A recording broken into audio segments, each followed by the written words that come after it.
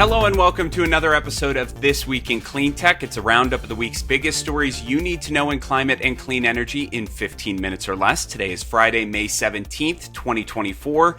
I'm Renewable Energy World Editor-in-Chief John Ingle. Oliver Milman from The Guardian will be joining us shortly, but for now I'm joined by the wonderful Mike Casey of TigerCom. Hello, Mike. Hi, friend. How are you? Do you know that you kind of let the cat out of the bag last week inadvertently? You told our listeners and viewers that we work from a script. And to be clear, we prepare the script for you. I'm so talented I can just wing it. That's right. So I think that's important for our listeners to know that. That is good to know. And we appreciate our script writers. That's why we're saying that. If you think I can rattle off all these numbers off the top of my head after reading the newspaper in the morning, you're crazy. This is We put Claire Querin on an action plan. She will never again schedule us for an early morning taping because we were super loopy. Yeah. If you want to send more comments about the loopiness, rew@clarionevents.com. You can recommend our stories of the week and our clean techer of the week, and we'll have that link in the episode description as well. Okay, Mike, get us started. All right. Trevor Honeycutt and Steve Holland from Reuters write, Biden sharply hikes U.S. tariffs on an array of Chinese imports. John, I feel like we are becoming expert China watchers on this show. We talk about the Chinese role in clean tech so much. What do you think? Yeah, it's a tariff show. That's how Factor This began in the first place. In an effort to create more domestic jobs and prevent China from flooding U.S. markets, President Biden raising tariffs on Chinese exports on Wednesday, impacting $18 billion worth of imported goods. That includes steel, aluminum, semiconductors, EVs, critical minerals, solar cells, and cranes. It's an action that will almost certainly raise the cost of clean tech in the U.S., and it does so directly with a 100% tariff on Chinese EVs and a 50% tariff on Chinese solar cells.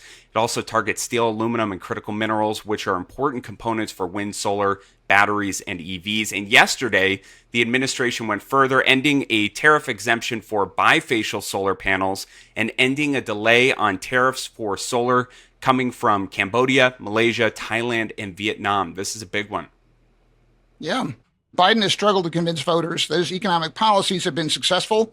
Despite the numbers, which indicate low unemployment rates and above-trend economic growth, Trump still has a 7-point lead over President Biden on the economy. I can see two ways that this makes sense from a clean energy transition standpoint. To quote White House advisor Ali Zaidi, supply chain risk is climate risk. There are certain efficiencies to be gained by having one country dominate the manufacture of certain products. But I think what COVID taught us was what I'll call the Dan Sugar lesson, that the cost of supply chain disruption is higher than the cost of making things in more supply chain stable countries. The second is that you have to balance the most effective policy with what's politically enduring. Trump is busy pitching the IRA in exchange for gutting the IRA in exchange for $1 billion in campaign cash. And Biden's team is probably worried that voters will perceive the IRA as a government subsidies for Chinese products, a gift to Beijing. That's not a good look in swing states. John, story number 2.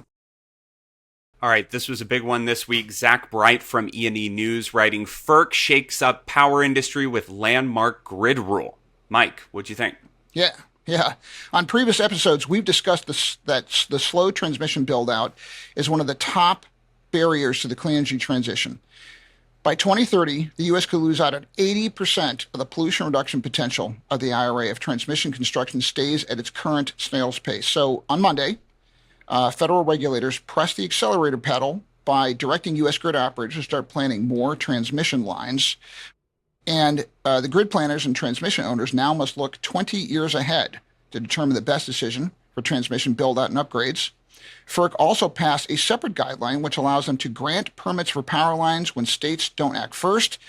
Not surprisingly, the state utility commissioners are not happy about the rules. Their association, NARUC, said they're generally disappointed by the significantly diminished state role. To them, I would say that we have planet on fire, and none of the fossil fuel bros on LinkedIn have seemed to be able to identify a viable planet B. So in the words of Harry Truman, lead, follow, or get the hell out of the way.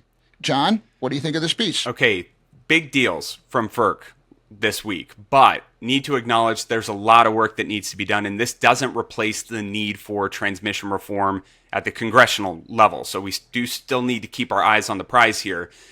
Big rulings on long range planning, as you mentioned. There is some cost sharing incorporated there, and a backstop siting rule that should help ease tension in some of these 10 identified national interest corridors. But we still need to figure out how to get more interregional transmission built. And we haven't figured out cost sharing for that. So states with opposing policy goals are still going head to head. And we got to make sense of all this in order to 2x or 3x the grid, as the DOE thinks we'll need to by 2050. We do have an episode of Factor This coming up on Monday after a long wait between episodes, and we are going to break down every aspect of that FERC ruling. So make sure you tune in. All right, Mike, our third story.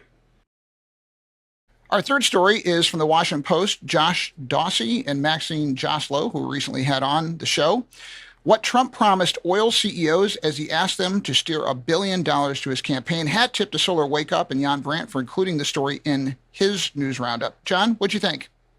Yeah, so in leaked communications from a private campaign dinner last week, oil executives complained to Trump about the environmental standards they've been facing under Biden. Trump asked them to raise $1 billion for his election campaign, with the promise of reversing dozens of Biden's sustainability policies.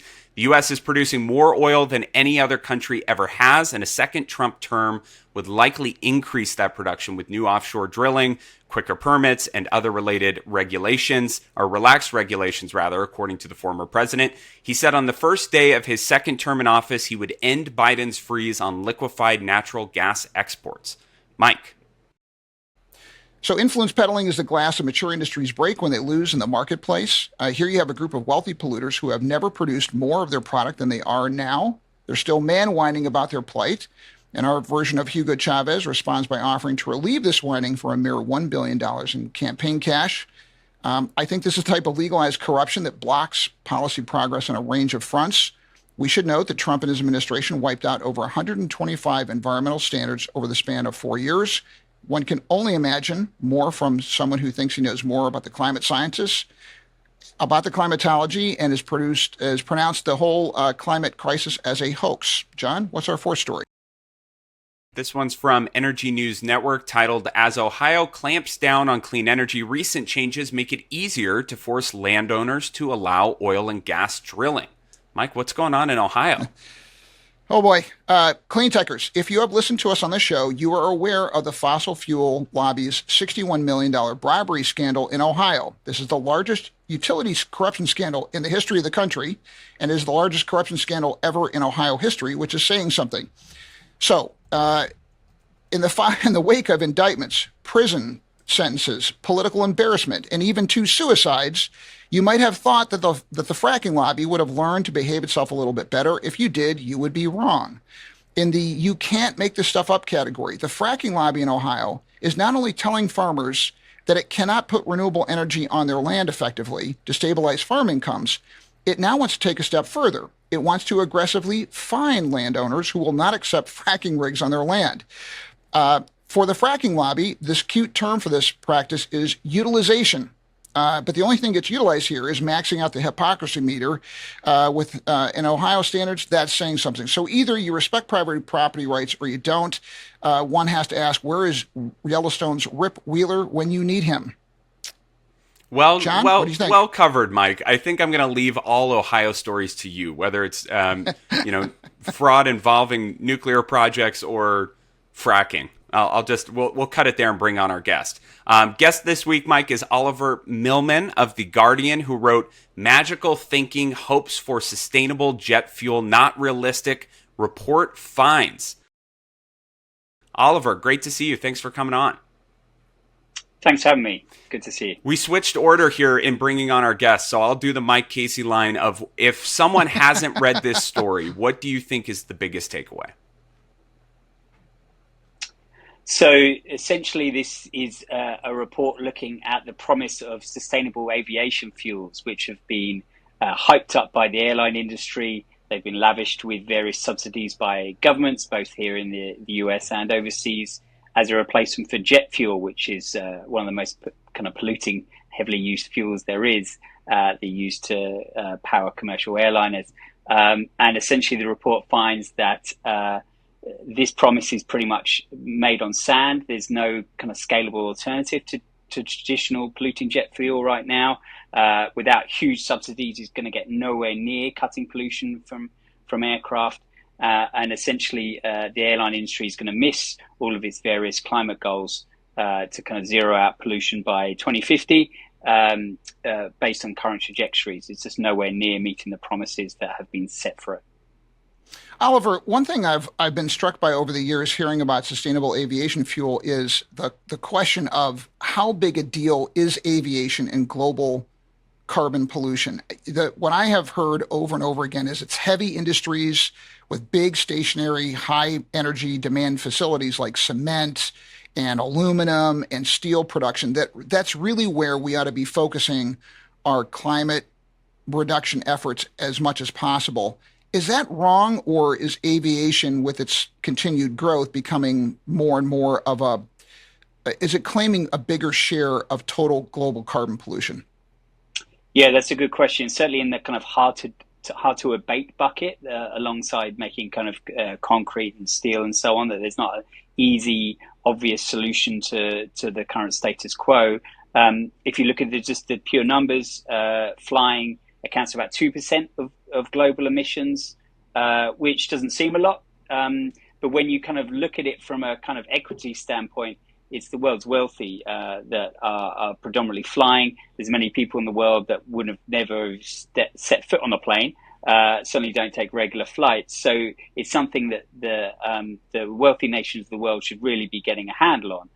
And it is growing. The numbers of passengers flying increasing each year as there's a kind of more of a kind of middle class and wealthy class kind of establishing themselves in countries like China and India. So this is a problem that's only getting bigger, and yet there's no obvious solution for the problems created by emissions. And then there's the kind of fairness argument. You see people like Kendall Jenner or Taylor Swift or whoever you like to kind of pick on with their private jets, taking kind of 15, 20-minute flights when they could be easily taking a car or maybe, God forbid, public transit.